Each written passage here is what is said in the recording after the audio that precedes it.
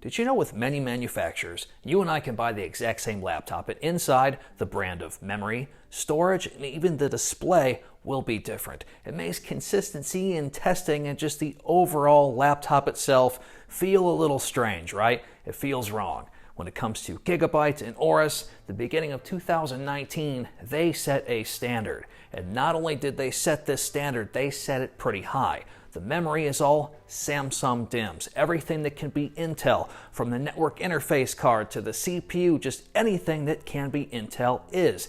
The 760p NVMe drive, very awesome. The display, always LG IPS, and it keeps getting better. The panel that is inside this is better than the versions that they were using in the beginning of the year, but it's still LG, it is still IPS, some of the best of the best, so let's get all up inside this Aorus 5. Inside the Aorus 5 NA is an i7-9750H, a GTX 1650 with 4GB of VRAM. We're running dual channel 16GB of Samsung memory, 512GB Intel 760p NVMe, 1TB Seagate at 5400 RPM. The network interface card is a killer 1550i on top of an Intel 9560, and the battery is 51 watt-hours. The Aorus 5 weighs in at 4.6 pounds, has an aluminum lid and deck with a plastic bottom. The Aorus 5's 51 watt-hour battery for casual use is good for about 2.5 to 3 hours, watching movies perhaps 4 to 4.5 hours. So keep that lightweight power supply handy should you need it. I/O over on the left-hand side features a lock, a LAN port, a USB 3.1, a headphone microphone combo jack, and a full-size SD card reader connected via USB 2.0. Over on the right, we have a single USB 3.1, a USB-C that is not Thunderbolt 3, an HDMI, and a barrel power plug. The 180 watt power supply unit is very small in size, making the overall package that much easier to carry around.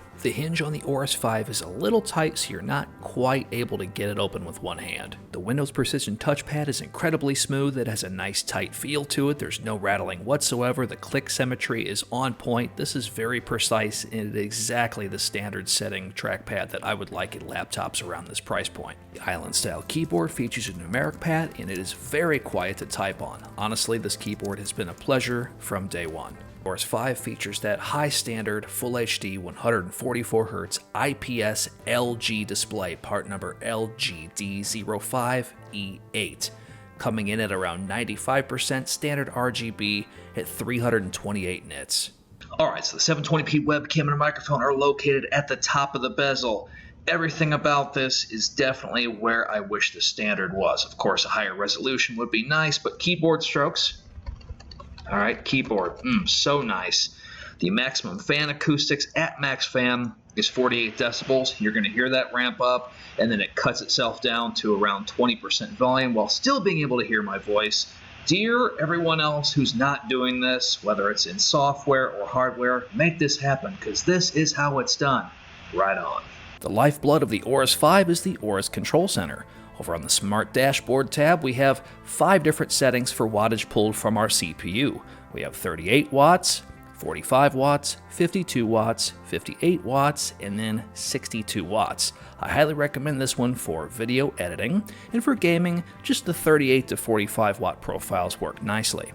For the GTX 1650, both of these will pull 50 watts, but on tab 1 will give you a core frequency boost of 80 and a memory frequency boost of 40. The Manager tab gives us the typical things that you would normally have for the shortcut keys, except now it's within software. The Fusion tab controls the RGB. We have 3 zones, 1, 2, and 3. Feel free to customize this as you see fit. And the Smart Utility software has the current driver version installed on our Aorus 5, the official version that you will find within their support page, and the latest version which may have not made it to the official page yet, and or Windows Update. Here's a performance and thermal breakdown of our Aorus 5, running maximum fan at 48 decibels and an ambient temperature of 73 degrees Fahrenheit.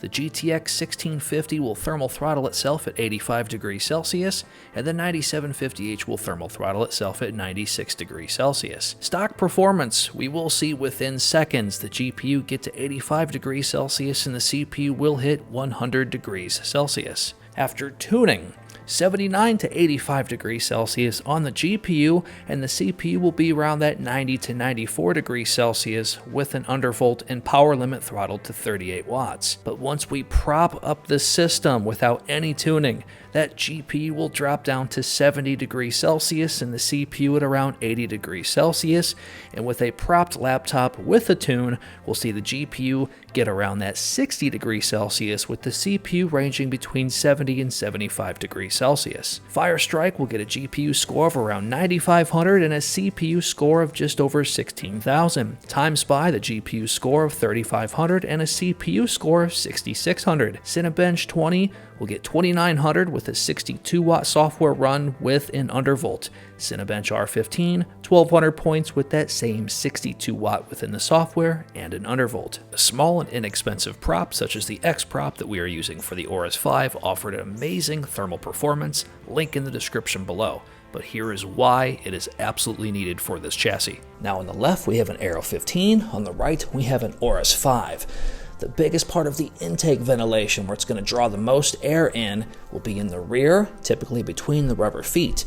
But on the Aorus 5, we have the rubber feet per usual, but this plastic rib in between, and therefore it really suffocates itself as it can only pull in air from the sides. That's why the prop stand on this particular chassis yields really good thermal performance improvements. Let me show you the difference firsthand. We have Overwatch, 2 separate maps, so don't let the frame rates themselves dictate what you see on screen. Thermal performance is key. On the left, completely stock. On the right, propped and tuned. A significant difference here. Not much will push your laptop harder than a good old-fashioned online Battlefield 5 gameplay, and with our Aorus 5 propped and tuned, we're getting very good frame rates. However, let's say you're not into any of this tuning, you can prop the laptop, use the Aorus software to lower the CPU wattage down to 38, and now this is the kind of thermal performance you can expect from a game that is notorious for cooking laptops. Let's have a listen to the audio performance of the Aorus 5 compared to Gigabyte's Aero 15.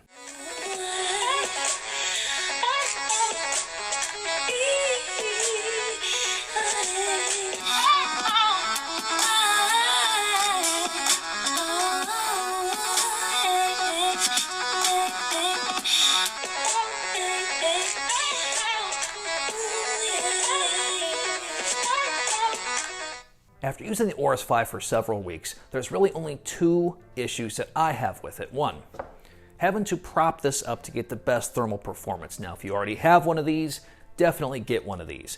If you want one of these, definitely get one of those prop stands as well, as the thermal improvement is absolutely amazing. Second, the price. I have seen pricing on this around the $1,000 to $1,100 all the way up to the $1,300 and $1,400 range. Even at the $1,000 to $1,100 price point, the actual hardware that's inside, when most people look at laptops, they're probably just going to focus on the FPS, the battery life, just the basics of what makes a gaming laptop appeal to that individual. And that's a little unfortunate for 2 reasons. 1, I don't want this to impact sales of this laptop because this laptop is great. And 2, what I mean by great is it's got excellent build quality. The trackpad is awesome. The keyboard is wonderful. The display is top-notch. The components inside are awesome. The idle acoustics, you could barely hear this thing. The maximum fan acoustics at 48 dB, that's class-leading stuff. It's doing so many things that are really, really good. Port placement, I could go on, but when it comes down to the basics, the price and having to prop this off could be a turnoff for some people, but ultimately, wow, this thing's doing a lot of things right where a lot of other manufacturers fail, and that's going to do it. This is my review of the Aorus 5, and thanks for watching.